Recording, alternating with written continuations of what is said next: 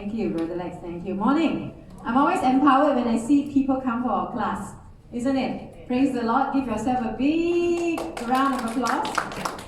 And we also want to thank God that every time when we have this class, the Holy Spirit is definitely with us because we learn many, many new things, isn't it? Who can remember from Adam to Noah how many years?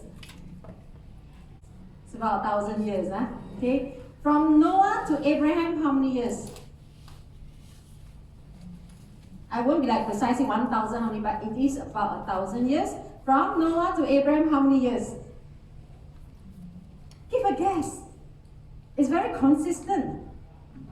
Yes, you're right. Wow, so smart, Angela.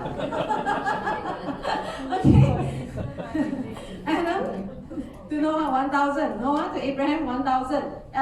Abraham to our kingdom era? 1,000, yes. So smart. My students are all so smart. My goodness. All right. I'm so happy because I got Pastor Ben here. You know, they say, what have you guys been teaching for the last 24 classes? And you've been learning nothing. So it is roughly about that. And then from here up until the birth of Jesus? 1,000, yes.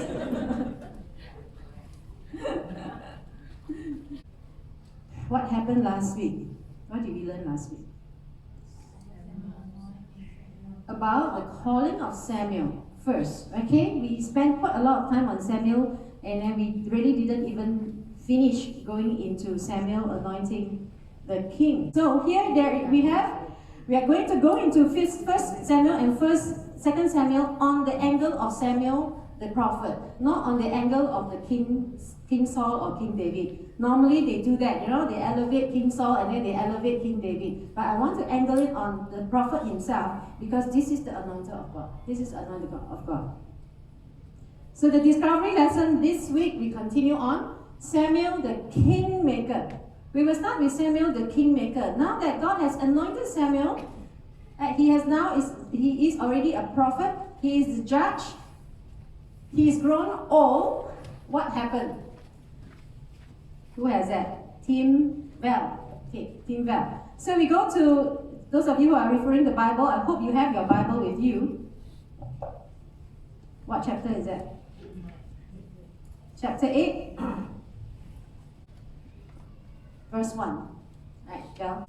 So in chapter 8, the first verse, it tells us that Samuel is old and he has appointed his sons as judges over Israel, Joel and Abijah. However, they did not walk in his ways. They were corrupt rulers, basically, because they were dishonest. They took dishonest gain. They took bribes and they perverted justice. Okay, where in the Bible are judges appointed by men? God or not? Here you see Samuel appointing his sons. What is the term called today? If Mahathir appointed his son as the future prime minister, we will call it nepotism. If Lim Kit Siang appointed Lim Guan Eng, then they are calling it nepotism. Correct now. So here it seems to be there is an element of nepotism here because Samuel was the one who appointed. But those days judges were appointed by who? God himself. But here, it's appointed by Samuel, who is a prophet of God, and says that in his old age, Samuel appointed his sons. Has that happened before? That judges are appointed through, how do I say? Lifeblood or line? Think about it. During the judges area, was it ever any judge that was appointed that was in the lineage one? It was always God who appointed. It was always God who appointed. Eli was the one, and Eli was the judge. Okay, but he didn't appoint his sons were not judges. They were merely priests. Here he's appointing his sons. So that was an interesting thought. I was reading, and when I do close reading, I realized that, hey, Samuel appointed his sons as judge. Is it right for him to do it? And some more, what happened to his sons? What characteristics did his sons have? Did not walk in his ways. They turned towards dishonest gain, took bribes, and perverted justice. Correct. So sometimes the decisions that we make may affect not only the family, may affect the nation. Because of that, because the elders saw that the sons were good for nothing. What did they now come and approach Samuel and say to Samuel? Down to verse 5. What did they tell Samuel? Look, you are old and your sons do not follow your example. Therefore, appoint a king to judge us, the same as all the other nations have. Is it wrong if you have a corrupted leader and you request for a new leader? Is it wrong? Like what we did, we changed the government, isn't it, last year? So was it wrong when they came to Samuel and said, look, you are old and your sons don't follow. Now appoint a leader to lead us. If you stop there at that sentence, there's nothing wrong. But there's comma, and then there's further. What does it say? Judges as the same as all the other nations have. Just as the same as all the nations have. So why do you think these people went to Samuel? Is it seriously because they feel, I've got a bad leader, now we want to change leader like what we did, Malaysia did? Or did they have actually some other excuse and they capitalized on the weakness of the prophet and his sons? You get what I mean? Because if you want to know really what is the answer, you dig deeper and the Bible will be able to tell you. Later on in the other verses, actually the reason why these people wanted to appoint a king, it wasn't just because they needed, justice and fairness in the country. Verse 6, what happened? Give us a king to judge us. When they said, give us a king to judge us, Samuel considered their demand sinful. Okay, this is Holman version. What are the other versions? Verse 6. Anybody has other version? But the thing displeases Samuel when they say, give us a king to judge us. So Yes. Samuel prayed to the Lord. Most versions will say displease, not considered as sin. Most versions, my net version says displease. ESV also says displease. What about you guys? NLT also says displease. I think the Hebrew translation is actually displeased. So why was Samuel displeased? Why do you think? Was it displeased because they were doing something wrong, or was it displeased because of his own personal reason? What do you think? Now you're allowed to think one, it's okay, yeah? You're allowed to explore your thoughts. This is discovery class. That's why the questions posed must allow you to have the freedom to think. What is the personal reason?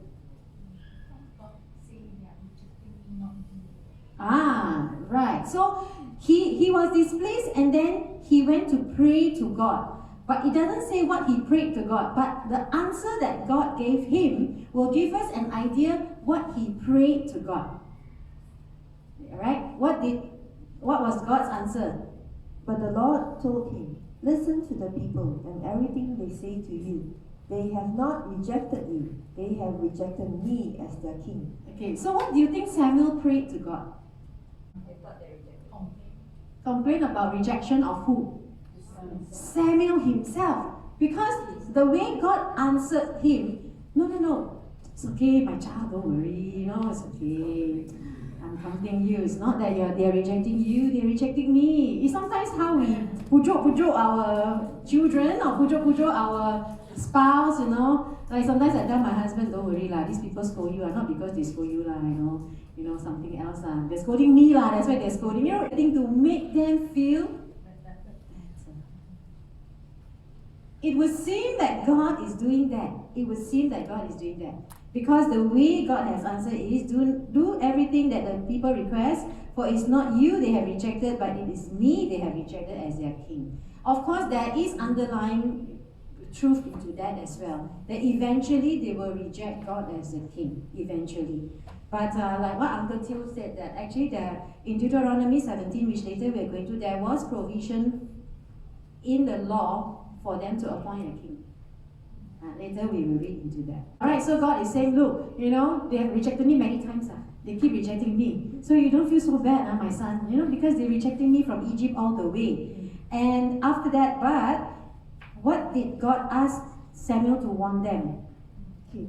Listen to them, but you must solemnly warn them and tell them about the rights of the king who will rule over them. Correct. These will be the ways of the king who will reign over you. And what are some of the things that will happen if you subject yourself under a king? Just summarize for me a little bit because it's quite long. You'll be enslaved, correct? You'll be enslaved, unforced labor. You have to pay taxes, and then? Yeah, you'll be enslaved, and then he will take your land. You will take your things. Come down to verse 19. After all the warning, what happened? Nevertheless, the people refused to obey the voice of Samuel, and they said, "No, but we will have a king over us." Next verse.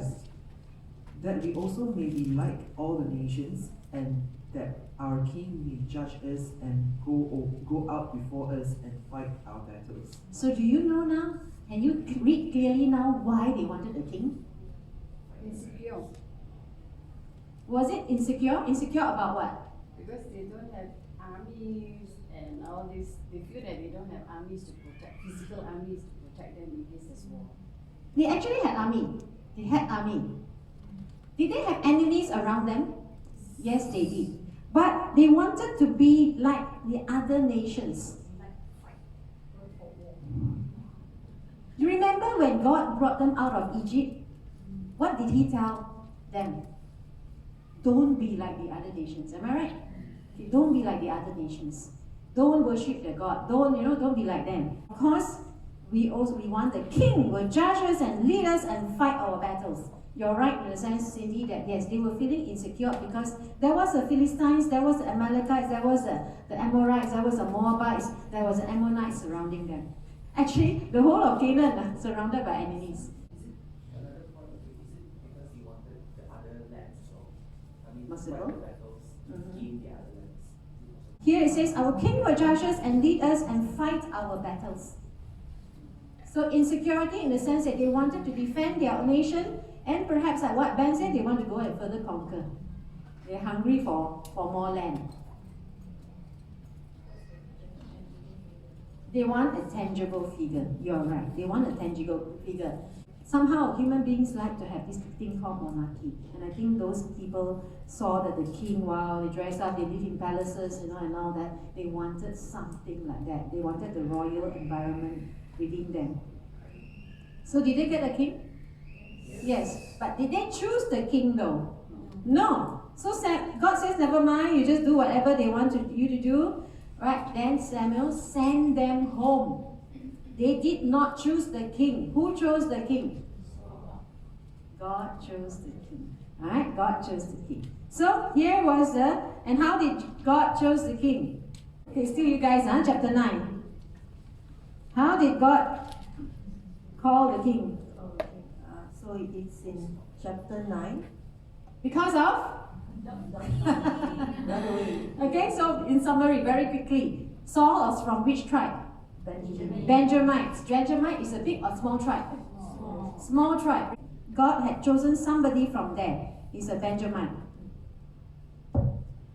How would you describe Saul? He was a head above his people. Most handsome man in Israel. That's right. There was no one among the Israelites more handsome than he was. He stood head and shoulders above all the people. Right choice or wrong choice? God's choice is always the right choice.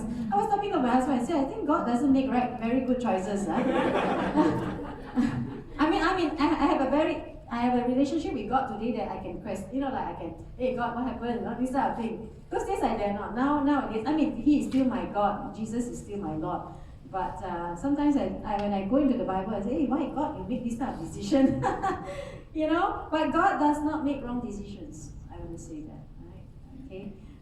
He may regret his decisions somehow, or he makes that decision to help us to learn lessons from it. So Saul was a young, handsome man. The most handsome, very tall. Ben, stand up. Yeah, something like, yes, tall and right, handsome, fair. Okay. And what happened to the donkeys? In the first place, the donkeys were lost. So Saul went out to look for donkeys for his father. Yes. Correct or not? So they say, okay, never mind, there's this guy called Samuel. He can tell you where your donkeys are. But before that, God had already told Samuel, the one that is going to come to see you, You will anoint him as the king. you will anoint him. So sure enough, the donkeys or the loss of the donkeys brought Saul to Samuel. When Samuel was where? What was Samuel supposed to be doing at that time?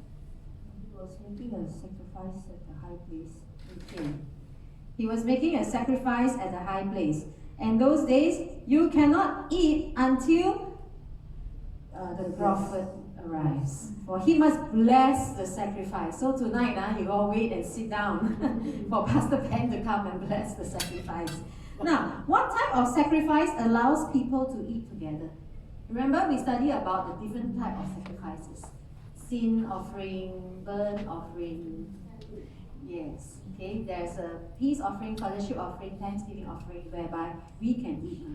Sin offering cannot, the priest only. Burnt offering, totally burnt. That's why called burnt offering. So this is suppose in a way it would be a fellowship offering to God. That's why they are going to eat together. So what happened? What did Samuel do to Saul? In chapter 10, Samuel took the flask of oil and poured it on Saul's head, kissed him and said, "Hasn't the Lord anointed you ruler over his inheritance?" This is the day after. The day that Saul met Samuel, they had a feast together and Samuel gave them a place to stay. The next morning he took him aside. He took a small container of olive oil and he poured it on Saul's head. That means, what happened to the head? He can gel it up, I suppose. And he says the Lord has chosen. Now this one, was it in the presence of other people? No. Then he gave him a couple of signs. He said, okay, you're going to meet these people, you're going to meet these people, and you're going to meet these people. And finally, you're going to meet prophets coming down from the high place with harps, tambourines, flutes, and lyres, and they'll be prophesying, and the Spirit of the Lord will come upon you. Okay, and you will start to prophesy. And then after that, he says, now go down to Gilgal and wait for me 7 days. Remember this message, because later we're going to talk about this message. So he said, then you will go down to Gilgal, and I'm going to join you there to offer burnt offerings, and you should wait for 7 days until I arrive. Okay. Yeah, so Saul becomes a king already. Was he a successful king? Was he a faithful king? Let's go on to what happens after that. Where was his downfall? Chapter 12, this is where Samuel gives his last sermon. Okay, his last sermon. And his last sermon, actually, the people repented from the request of choosing the king. They actually did. See, they say, pray for us. And then Samuel said, do not be afraid. You have done all this evil, yet do not turn aside from following the Lord, but serve the Lord with all your heart. So even they did wrong in asking for a king, but at the end of the day, because they repented, Samuel said, never mind. Right? Never mind. Turn from your evil ways, and the Lord will continue to guide you. So it ended up to be a good picture, actually. A good story. If only Saul had stayed who he was. So when I ask the question to the wise people, favor comes first or obedience comes first? What do you all think? Did God favor Saul first or was Saul obedient first? Did God favor Gideon first or Gideon was obedient? God shows us favor first. That's why we are saved by grace through faith. Nothing we do in this world of obedience can save us. Am I right? Or ensure and guarantee us a ticket to heaven. It's by God's grace. So here you can see God's favor on people's lives first. God chose Saul. God chose Samuel. God chose many people. God chose Samson. God chose Gideon. God chose Abraham. God chose Moses. Some of them went the right way. Some of them went this way and then came back. Some of them never came back.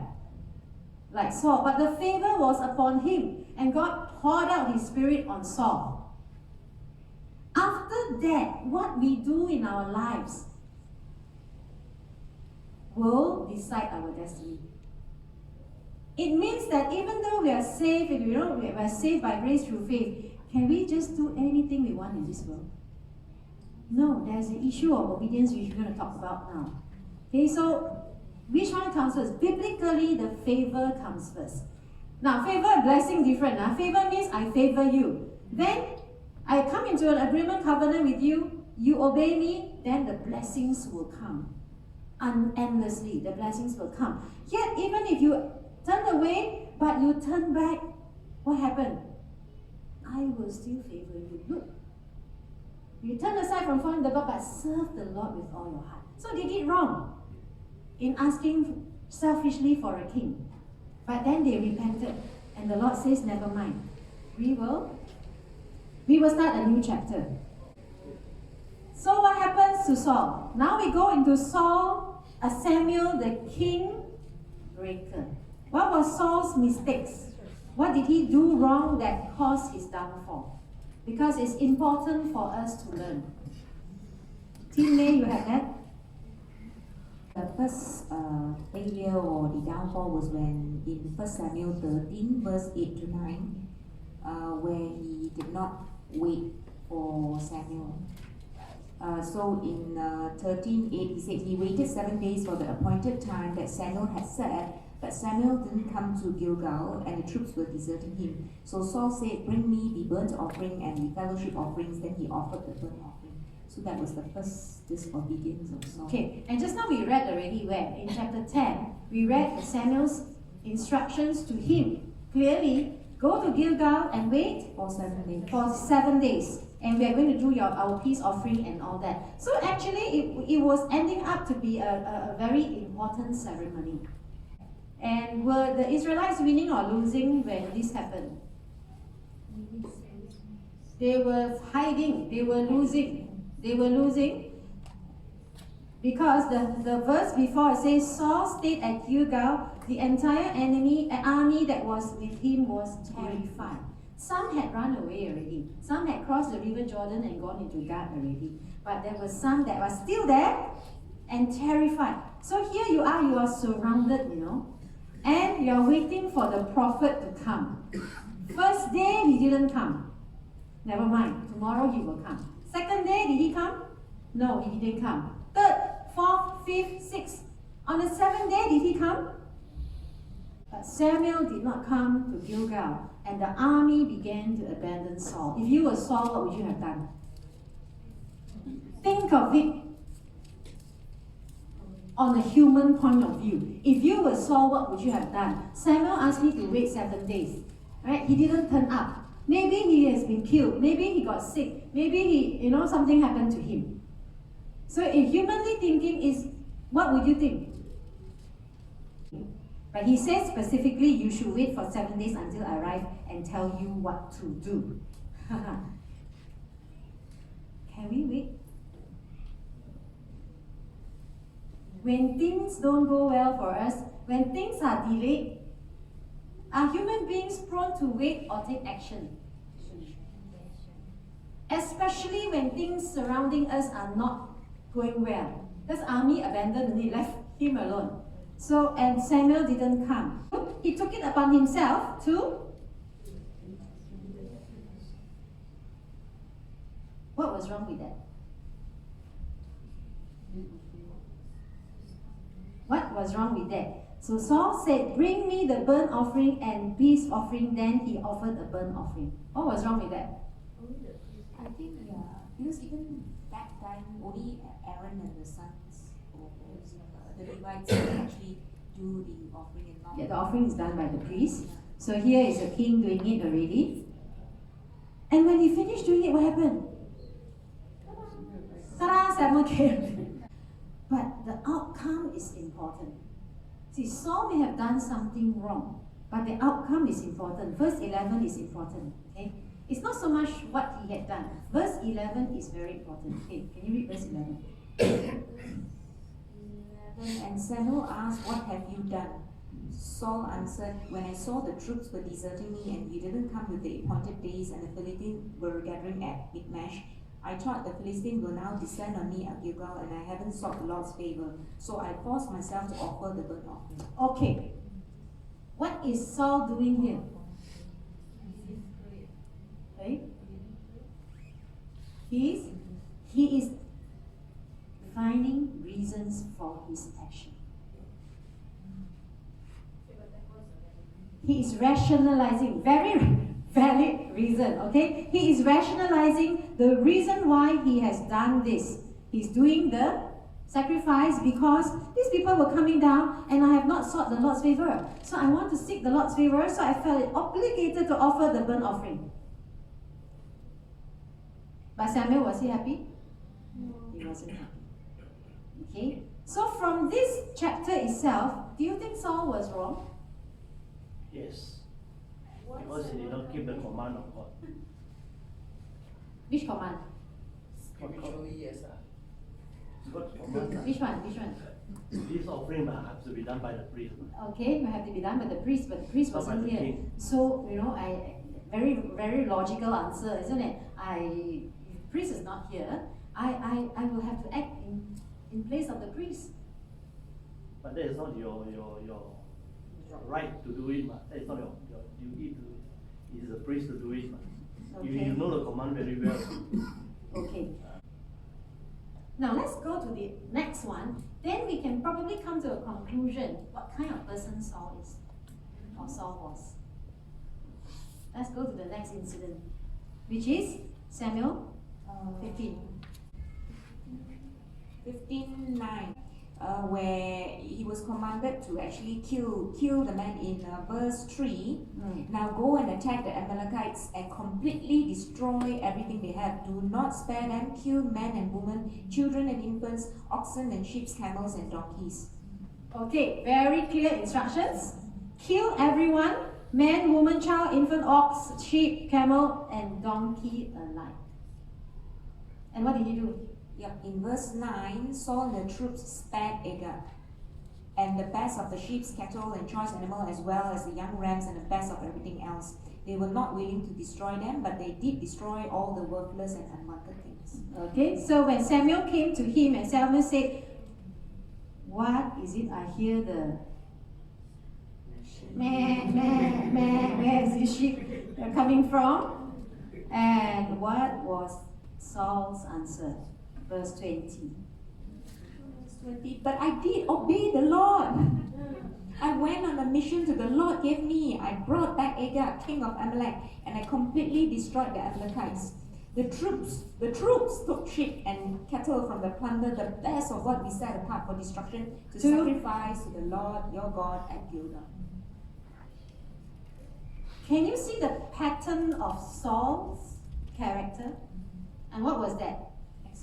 Full of excuses. Full of excuses. In English, we call it BS, huh? Full of excuses. Very creative. I like that. Very creative. When he's done something wrong, what does he do? We'll have this moment to explain.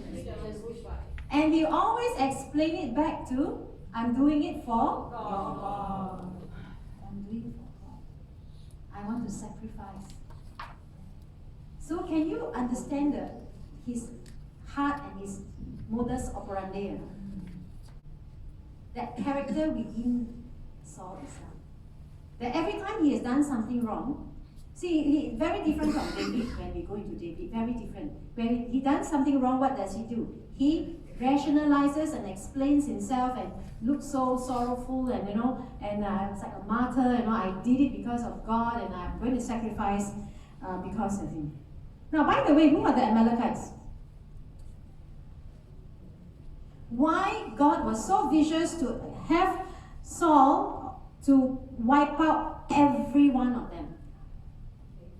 He actually, during Exodus, he has mentioned before in Yes. Exodus 17:14.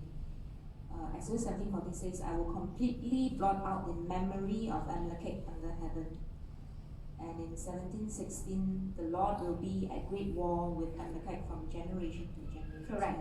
Okay. When they came out of Egypt, Amalekites attacked them. And who are the Amalekites? Amalek is the grandson of Esau. Esau is the brother of Jacob. And the 12 tribes is under Jacob. So they are cousins in some sense. So Amalek is the grandson of Esau. They are under the Edomites.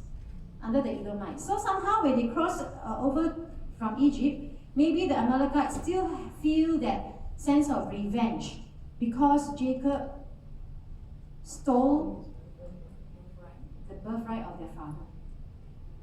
You see the connection? So somehow they wanted to have war with God's people, and God said that I'm going to wipe them all out. But that time they have no army. So now they have army, they have king already. It's time for them to wipe out. But Saul didn't. Saul preserved the king as well as everything that was the best.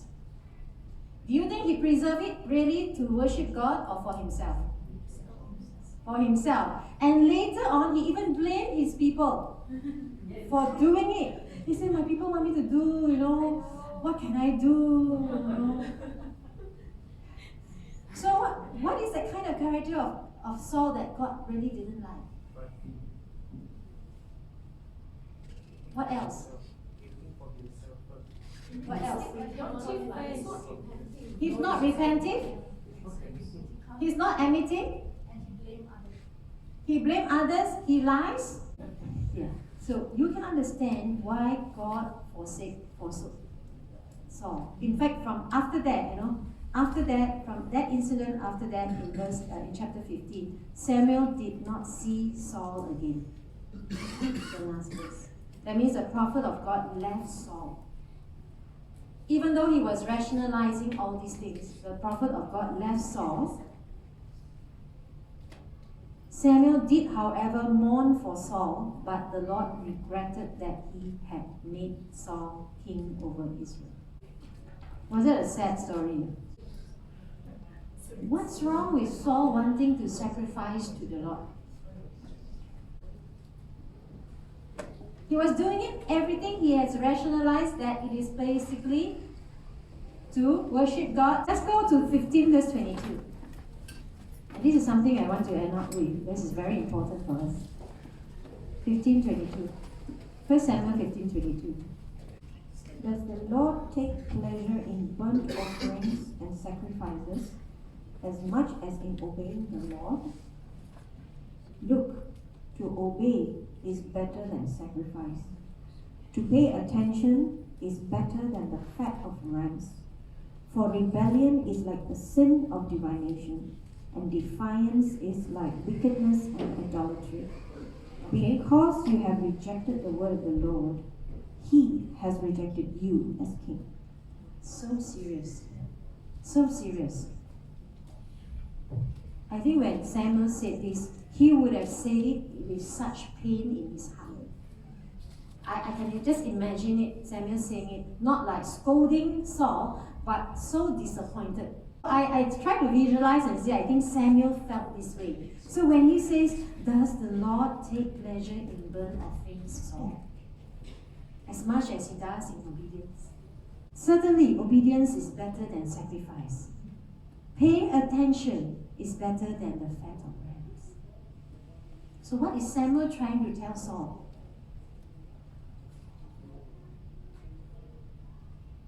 What is he trying to tell Saul? You will try to do all these things for me, but it's not obeying me, like Uncle Teo said. You're not obeying my commands. You're saying, yeah, I'm doing this for you, I'm doing that for you, I'm doing this for you.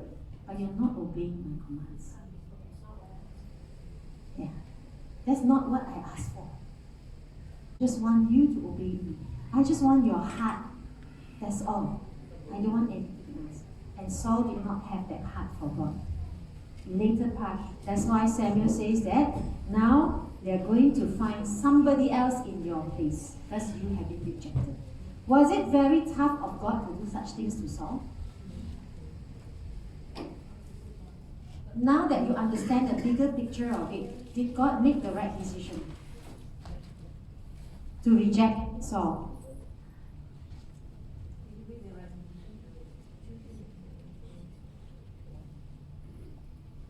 made the right decision to choose Saul in the first place? Because he did great.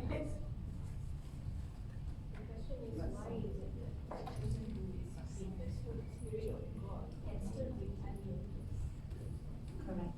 Yes, yes, Nadia. Saul feared the people rather than feared God.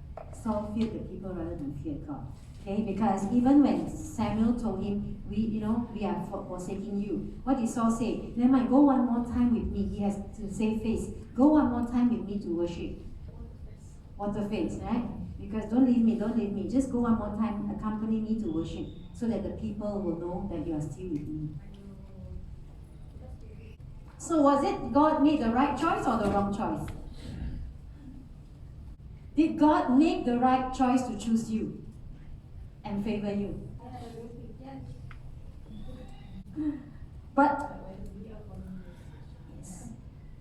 So sometimes they say, God, you made the wrong decision. I made the right decision. You guys made the wrong decisions. You get what I mean? You guys made the wrong decisions along the path. I made the right decision. I saw the good in all of you. That's why I died for you on the cross. And I gave you grace. But what are you doing now to walk together with me? And I tell you, Saul is a very classic example of this kind of story. Because God favored him first. And as long as he were to obey God, he would have been anointed king and all this type of thing. David would not have been in the picture.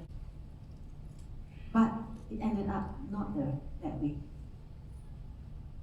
So if you ask the question, did God make the right decision to choose Saul? Perhaps we need to ask the question, did God make the right decision to choose us? Did God make the right decision to choose Utama? Whether yes or no is ultimately our choice. Am I right? It's ultimately our choice. I'm not talking about morality and all that, right? I'm talking about that heart. If Saul had just said, I'm so sorry, I have done wrong, like what later David would have done, do you think Samuel would have forgiven? Yes. But he didn't have that kind of a heart. Can you say, yes, I am the right person that God chose? Yes. Or by God's grace, by God's Spirit, I'm the right person. Amen. Right? Nothing to do with our own self. It's only by the Holy Spirit that is going to help us to make us the right people. But the fact is, our heart must be connection with God. I just want to do, I just want to be with you. I want to love you. That's what David did. But David did a lot of wrong things. So which one comes first, favor or obedience? Favor comes first. Then, but obedience must follow for the ultimate ending of the destiny. Okay, good. So, what did you learn from Saul? Don't pandai. Don't pandai.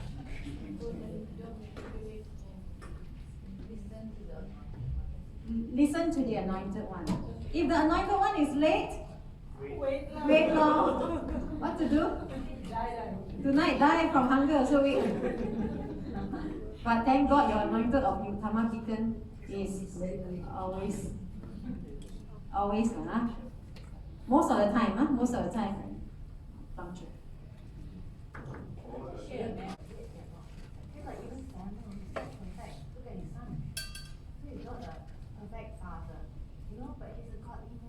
So it gives us hope, isn't it? We are quite hopeless. Isn't it? That's why I say I love the Old Testament because it reflects a lot of things to me. And sometimes you say, oh, these people like that, these people like that. You know what? Samson, how come so terrible? David, so terrible. Look at our own lives. Yet God loves us so much. And God loves these people so much that whatever they do, as long as you repent, you worship Him, you serve Him, like Pastor always tells, God will always be with you. God will always be with us. And that's a simple lesson all throughout. All throughout is like that. So there's still hope for us, huh? Hope for us. Hope for us, hopeless people. Anyway, thank you. Next week we are going into, more likely David, but David is the one that changes worship. Okay, changes of worship. I'm looking forward to that. So I won't angle on Bathsheba and all that because everybody knows about that kind of story. We'll angle on some other special aspects of David and also David's heart.